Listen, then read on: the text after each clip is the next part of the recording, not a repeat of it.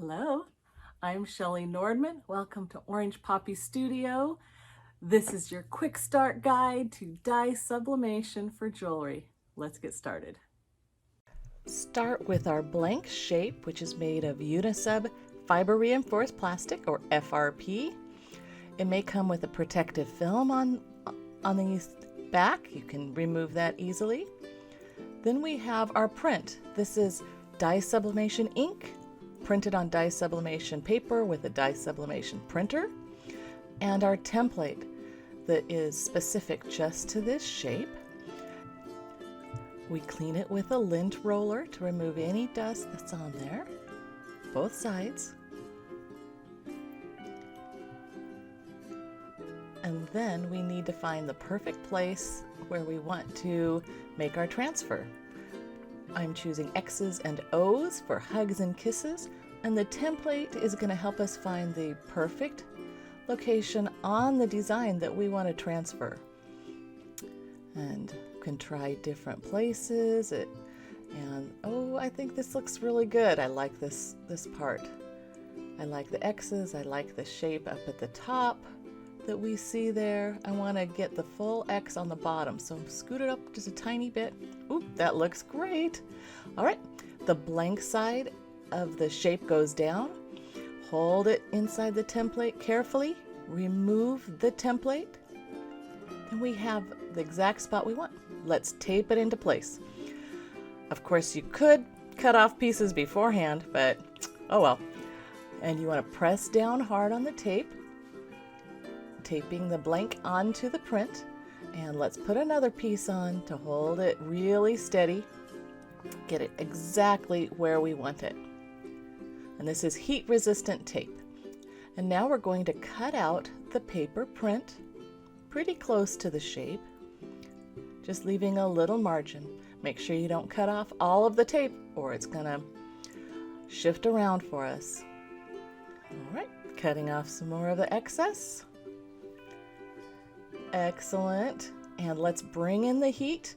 This is the Sunbeam travel iron, hot to trot travel iron, set at the highest temperature, 400 degrees.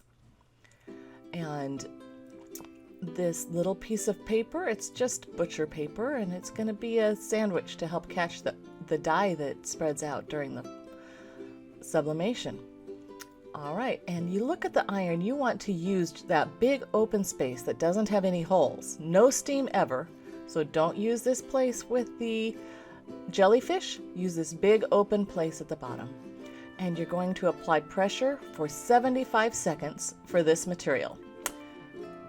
All right, I am cutting out that 75 seconds, and here we go. You can lift off the heat and carefully remove the piece from the heat area, and look at that. Okay, the edge of the paper, the dye will transfer onto the blank paper, and that's what we want. We want to catch it. All right, it's pretty hot, but I can't resist. Let's take a look. Ooh, looking good. It's like magic. I love dye sublimation. It's almost instant gratification. All right, this is our X's side for our kisses. Now we're going to find the O section that we want to do for our hugs. Let's get the template out again, and we're going to look around to make sure we pick an area that includes the circles, which are the O's in our X's and O's necklace. I really like this section. Look at that top where it's nice and dark. Move it around till we see what we want. The squares are really interesting in it. We've got some dark, some light, some watercolor area down here that looks really good. Okay, take the blank side. Again, put it down right inside that template. Hold the shape down. Oops, shift it a little. Double check it. Hold it down carefully. Lift off the template. And guess what's next? Tape. 2 little pieces to hold it in place. Press down firmly on the shape and then on the paper. And here's the second one. Boy, you can hardly see the shape on there. Press it down carefully. And now we cut out the excess of the print. I like to cut pretty close so that I can make many fun pieces of jewelry from this one sheet of printout. Don't want to waste anything. Can have lots of fun with that, so save it. All right, we're bringing in the heat again. Again, it is 400 degrees with no steam. Making our little sandwich, make sure the shape is down, the print is on the top, and fold over our protective paper and heat with pressure for 75 seconds, which I edited out. All right, let's take a look.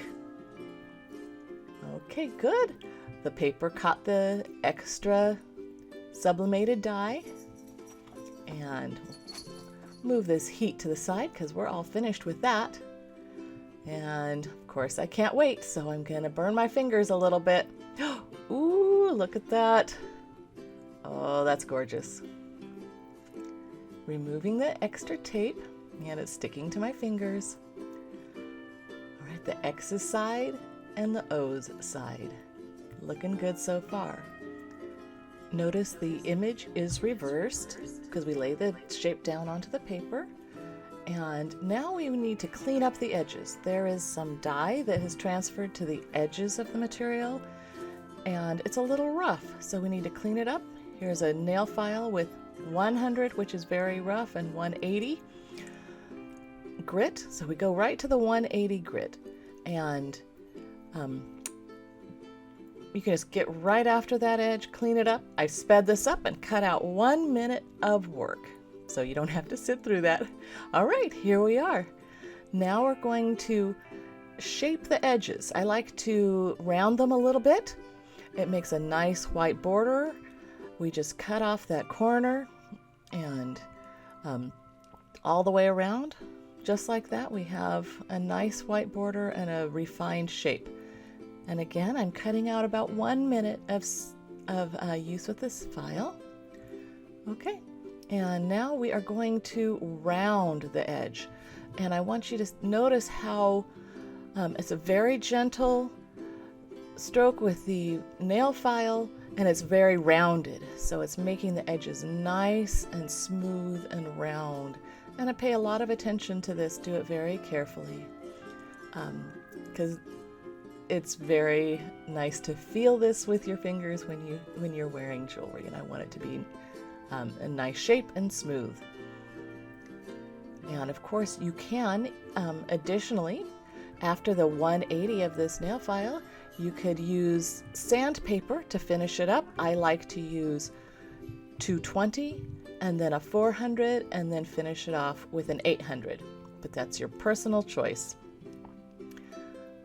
In fact, you could leave the edge square, but I like to round it. And we're cleaning up. Don't get the jump ring in there. All right, see the little hole? Now we're going to put the jump ring into that hole. And when you open the jump ring, twist it. Never pull it apart.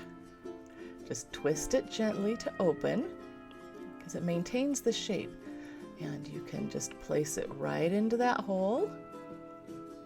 And then we're going to add in the chain, and I chose a ball chain for this, and then twist the jump ring back together, just like that. Little finger pressure there, and fingernail pressure. And here we go. This is the O side and our X's, and I love it.